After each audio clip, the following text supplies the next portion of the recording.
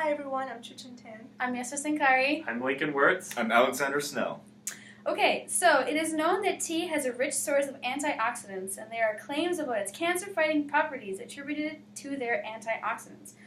Other studies claim that there are metals in the composition of tea, and therefore we want to test the amount of aluminum, arsenic, and cadmium in the composition of tea. We also want to look at other subgroups of flavonoids, such as catechin and EGCG. All right, now as far as why we have chosen these, we are first going to look at the organic part of it. We chose some of the most prominent and plentiful of the flavonoids, the flavonthiols, catechin and EGCG. Now, the reason that we chose these and not some of the other flavonthiols is because they are more accessible than flavonthiols such as ECG, which are too expensive for us to acquire and are very difficult to test. Now, as far as the non-organics, the metals that we are testing, the cadmium, arsenic, and aluminum, there are many studies that show that aluminum is very poisonous to fish, and a lot of lakes are often toxicified by them, and we are going to study whether or not this is a very important model for human consumption of tea and other things.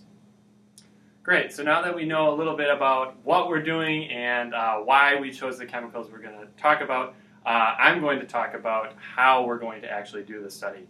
And so in particular, we have these two branches of the study. We have the organic part and the inorganic part. So for the organic part, we're looking at the molecules EGCG and catechin, and we're going to follow a procedure very similar to the one laid out in the caffeine lab. So we're going to be using the HPLC to do our analysis. We'll take a peak area of different concentrations of standard based on brewing times. We'll be brewing tea different amount of times and analyzing their concentration of these compounds. And what we're going to have to look out for in the HPLC is that we get a good peak separation as well as a good retention time.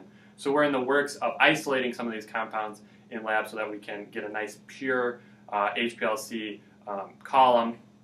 And then also we have to work on the solvent, the eluting solvent that we use in order to speed up the process behind it. On the inorganic end, we're looking at a couple different metals, and to do that, we're going to use the AA in a similar process to the labs that we've seen so far, which involves making a standard solution and adding by addition. We have made a few predictions regarding the results of this experiment. Since we're looking at the concentration of antioxidants in tea, we predict that we'll see a positive correlation between the amount of antioxidants that we can extract from the tea solutions and the amount of time which the tea is allowed to steep. So as we increase the limit of time from 1 minute to 3 minutes, 5 minutes, 10, 30, and so on, we expect to see more antioxidants present. In addition to that, we also expect to see there to be a maximum amount of antioxidants that can be extracted. Perhaps after an hour, we have already gotten what we can get out of the solution itself. And since we're also looking at the concentration of metals in tea, we expect to find more metals in the cheaper brands of the teas that we purchase.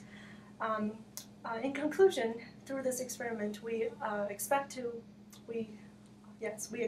obtain some conclusive results as to the amounts of antioxidants and metals in tea, and hopefully determine whether the beneficial aspects of tea, namely its antioxidants, are negatively affected or even completely outweighed by the presence of metals in tea that are harmful for the human body.